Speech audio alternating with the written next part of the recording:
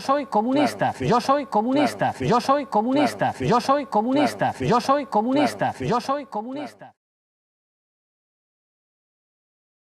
La invitación sigue en pie a acompañarme a Intereconomía y pido disculpas por no romper la cara a todos los fachas con los que discuto en la televisión, pero yo creo que fachas no faltan en este país, incluso en este pueblo. Quizá cuando acabemos en esta charla, en lugar de mariconadas del teatro, nos vamos de cacería a Segovia a aplicar la justicia proletaria, que es lo que se merecen unos cuantos.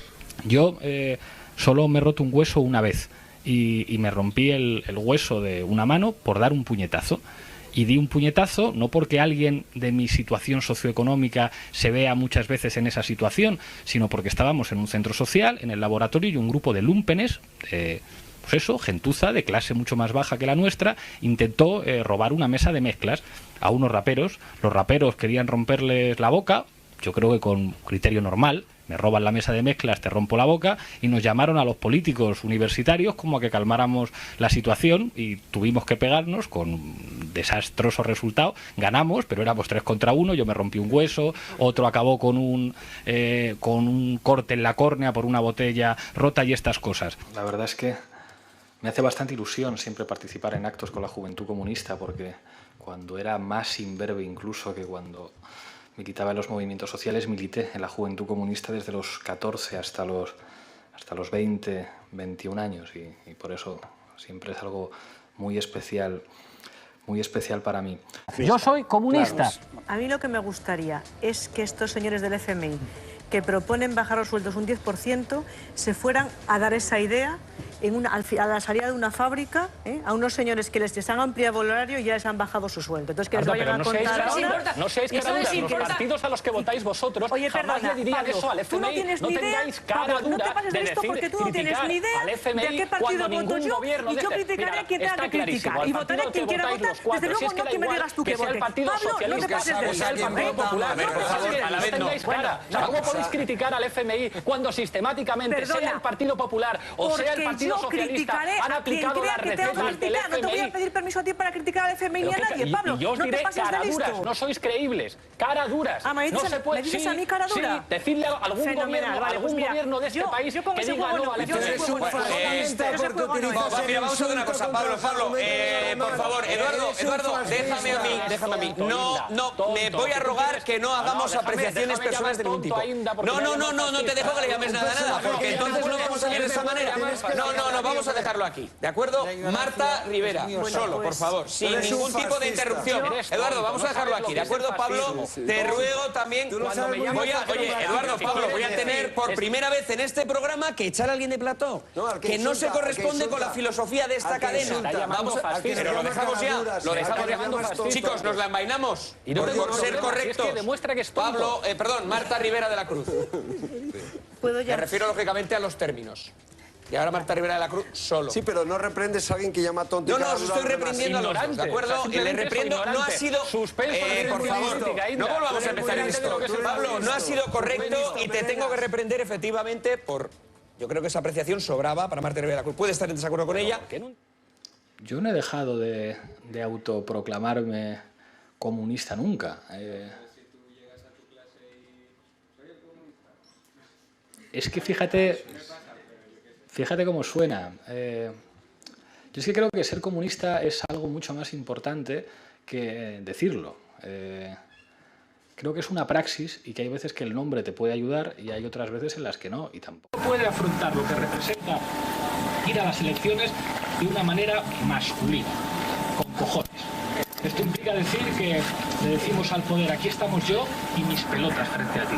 Y eso quiere decir que para mí la representación no implica ningún compromiso, que el tuyo es un parlamento burgués de mierda que representa los intereses de clase, que muchos de vosotros sabréis perfectamente fabricar cócteles molotov, de los que incendian y de los que explotan, sabéis hacer barricadas, que hay que correr en dirección prohibida de la policía, y de vez en cuando aquí, en lugar de dedicaros a beber, os estaréis entrenando porque se avecina una crisis terminal del capitalismo y tendremos que estar preparados para tomar las armas. A mí me gusta ese estilo. Me gustaría que un partido de izquierda ganara las elecciones y me nombrara director de una televisión pública. Eso es lo que más me gustaría, porque lo demás lo veo muy complicado. Veo muy complicado que les ignoremos, veo muy complicado que les asaltemos y creo que es clamar en el desierto que exijamos con pancartas que sean medios más plurales. De hecho, la retirada de ETA del escenario político español y vasco es a día de hoy un hecho incontestable. Basta mirar las encuestas para darse cuenta de lo poco que importa ETA ya a los españoles. En este contexto, cualquier demócrata debería preguntarse si no sería razonable que los presos de ETA y aquellos vinculados al independentismo vasco no deberían ir saliendo de las cárceles. ¿Qué es lo que haría un gobernante decente?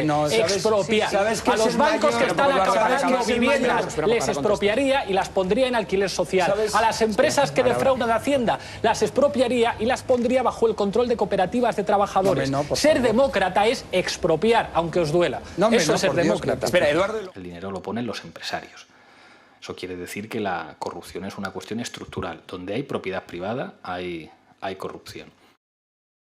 Donde hay propiedad privada hay corrupción. Por lo tanto, lo que ataca la libertad de expresión es que la mayor parte de los medios sean privados. E incluso que existan medios privados ataca la libertad de expresión, hay que decirlo abiertamente. ¿Por qué esto de tener medios va a ser un privilegio de los ricos? Que solamente tengan medios de comunicación los multimillonarios. Si alguien los tiene que tener, tiene que estar controlado por una cosa que se llama Estado, con todas sus contradicciones, pero que es representativo en última instancia de la voluntad popular.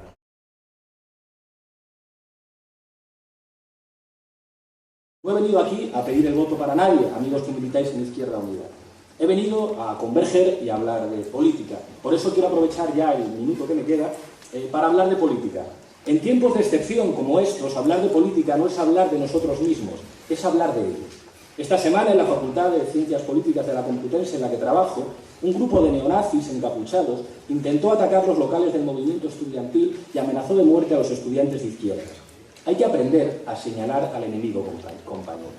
Ese grupo de escuadristas no es el problema, son insignificantes. El problema se llama Telemadrid, Intereconomía, ABC, La Razón, toda la extrema derecha mediática al servicio de Esperanza Unida. Esos que no paran de atacar a la Complutense y prefieren un doctorado de derecha. Ellos son los responsables, los inspiradores, los que dan aliento a los fascistas. Hay que decirlo así, hay que señalar. Hacer política, compañeros, buscar un nosotros para la convergencia pasa por llamar a las cosas por su nombre y decir que los fascistas realmente peligrosos gobiernan en la Comunidad de Madrid. Hay que decirlo así. La Revolución Cubana. Era Fidel Castro el que decía en Nueva York, "We are not communist, very clear". Si no hubiera existido el bloque del Este, no habría habido los logros sociales de la Revolución Cubana. Y como eso, las posibilidades de emancipación o los sueños de emancipación en América Latina en los 60 y en los 70. ¿Esto hace que la política sea bonita? No. Esto hace que la política sea una cosa terrible que depende en última instancia del poder. Cuando definimos al enemigo, yo creo que todos estaremos de acuerdo en que el enemigo es la lógica capitalista, ese enemigo solamente entiende un lenguaje, el lenguaje de la fuerza. Por eso les daba miedo a la Unión Soviética. Creo que este es un elemento que no tenemos que dejar de tener en cuenta, lo que supone hacer política en Europa occidental. Si la situación era sistémicamente difícil después de la Segunda Guerra Mundial, la caída del muro no ha mejorado las cosas. Tenemos que mirar a América Latina y tenemos que aprender de América Latina. Les daba miedo, porque habían cambiado determinadas relaciones de poder.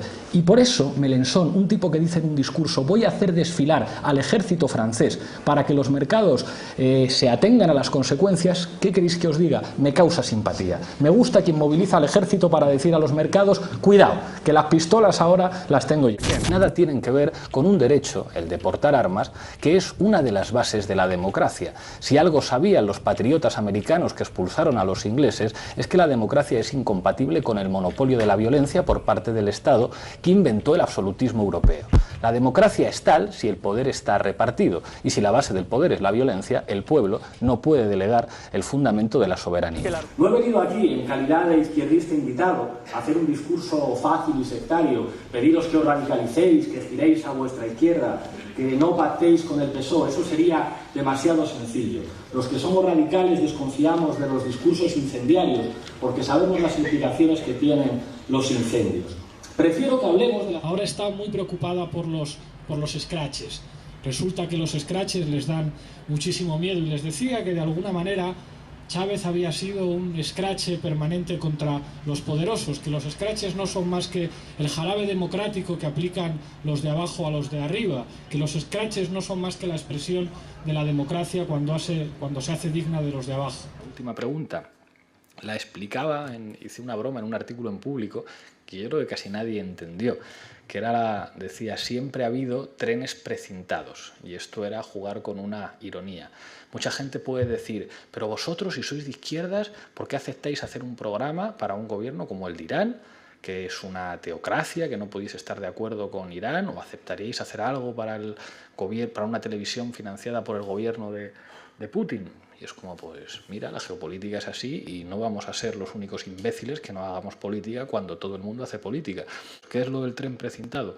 El tren que pusieron los alemanes en la Primera Guerra Mundial a Lenin para que atravesara territorio alemán y llegara a Rusia con la finalidad de desestabilizar políticamente a su adversario militar. Imaginaos lo que podrían decir muchos. Tú eres un traidor, eres un espía, eres un antipatriota, estás permitiendo que los alemanes te pongan, alemanes que estamos en contra de ellos, los bolcheviques también, que te pongan un tren para llegar a desestabilizar tu país. Así es la política, así es la política. A los alemanes les interesaba poner un tren a Lenin para que desestabilizara Rusia. A los iraníes les interesa que se difunda en América Latina y en España un discurso de izquierdas porque afecta a sus adversarios. ¿Lo aprovechamos o no lo aprovechamos?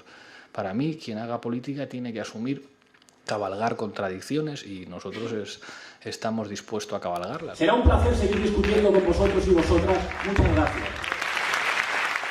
Muchas gracias.